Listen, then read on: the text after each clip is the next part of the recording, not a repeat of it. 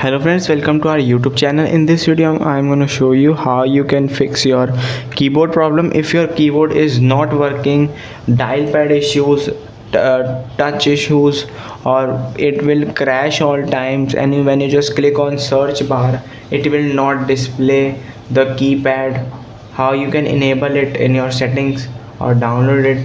Before watching this video, if you have not subscribed to our YouTube channel, then subscribe to it and like our video. So let's start friends. First you can see when you just click on search, if it is not working, when you just click on and it is not showing, how you can fix. First go to settings option, then you have to go to apps,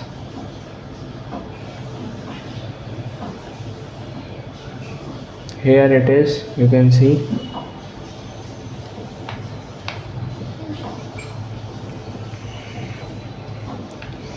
And friends, you can see the app list.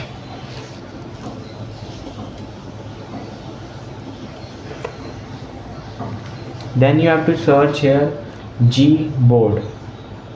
You can see that. First you have to clear the cache of it, press back, then you have to give all the notification, allow notification. If it is there, then you have to just click on it and then you have to enable it.